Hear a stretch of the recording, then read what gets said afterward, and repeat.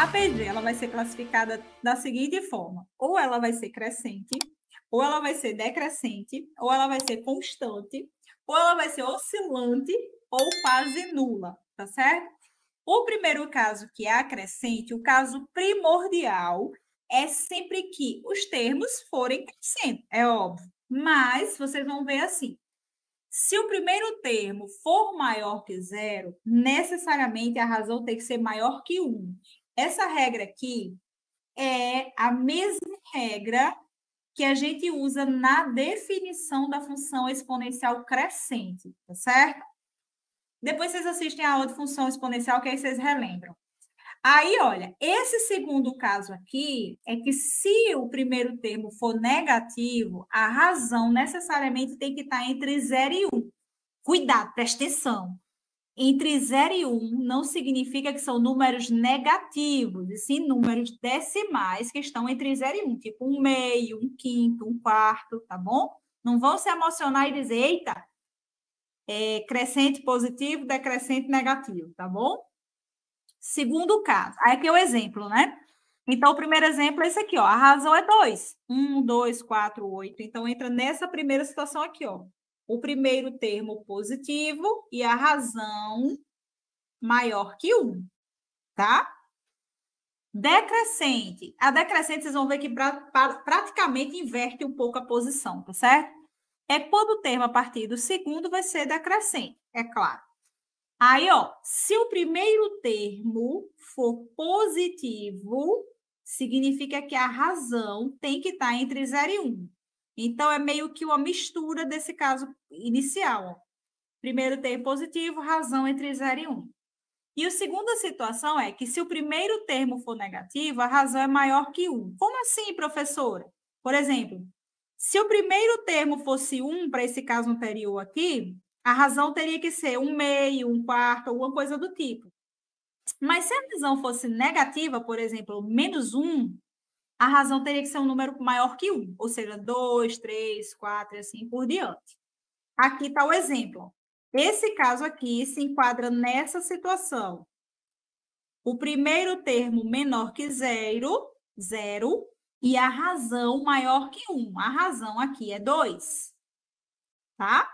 Então, essa é a primeira situação que vocês vão ter para a decrescente. Constante. Ela vai ser constante quando todos os termos são iguais, claro. E aí, a sua razão vai ser igual a 1. Ou todos os termos vão ser nulos. Por exemplo, aqui, ó, razão igual a 1, essa PG é constante. 6, 6, 6, 6, 6 não muda. Nesse caso aqui, olha, é uma PG constante, porque todos os termos são iguais a 0, mas a razão é indeterminada, porque é 0, né? Então, pode ser qualquer número essa razão, essa PG vai continuar sendo constante e nula. Oscilante, né? A oscilante é quando os termos ficam oscilando, um positivo, um negativo, um positivo, um negativo. Que aí isso vai acontecer assim, ó. Se o primeiro termo for diferente de 0, tá certo? E a razão negativa. Então, tá aqui, ó. Primeiro termo diferente de 0, razão -2, ó. 1 vezes -2, -2. -2 vezes -2, 4. 4 vezes -2, -8. E assim sucessivamente. Então, ela oscila positivo, negativo, tá certo? Por fim, a quase nula. A quase nula é que o primeiro termo é diferente de 0 e o resto vai ser igual a 0, que é aquele exemplo que eu falei para vocês, só que lá era 7, né? Então, o primeiro termo é 1 e o resto vai ser igual a 0 porque a razão é igual a 0. Então, cuidado. Se ela for constante com todos os termos iguais a 0, razão indeterminada. Se ela for com o primeiro termo diferente de 0 e o resto igual a 0, ela é uma quase nula de razão igual a 0. Sequência N é um APA estritamente crescente. Gente, o que significa um APA estritamente crescente? Na verdade, um APA estritamente crescente significa que a razão é positiva, tá certo? É maior que 0 e o primeiro termo, desculpa, a razão é maior que 0, tá certo? E aí o primeiro termo, normalmente, né, ele não vai ser... Pode até usar o 0, pode usar o 0, porque 0 é crescente. mas a razão é maior que zero, tá bom? Então, por exemplo, vou colocar aqui como sendo o número 1, para ficar fácil. Então, olha só, isso aqui vai ser uma PA, onde o primeiro termo é 1 e a razão é 2, tá certo? Então, ó, 1 mais 2, 3. 3 mais 2, 5. 5 mais 2, 7. E assim sucessivamente, tá certo? Essa foi a PA que a gente escolheu. Aí ele diz assim, então, na sequência, 3 elevado a n é... Primeira coisa, vocês matariam essa questão de cara, né? Vocês, assim, já podiam eliminar alguma coisa. Não tem como ser uma PA se essa representação está na forma de potência. Então, vocês já vão excluir letra B e letra D. Gente, por que a letra A? Porque, olha só, como ele está falando que os termos são 3 elevado ao AN, significa assim, ó.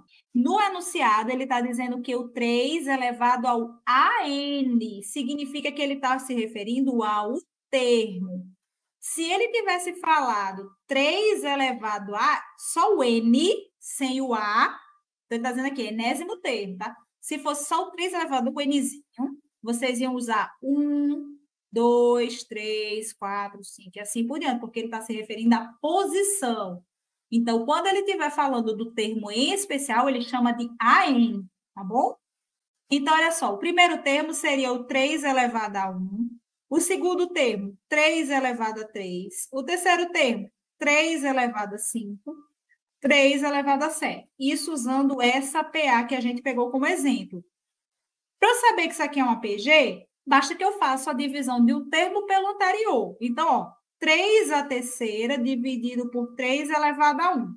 Se isso for igual a 3 a quinta dividido por 3 a terceira, então isso aqui é uma PG, porque tem uma constante. Então, olha só, divisão de potência de mesma base, conserva a base e subtrai os expoentes.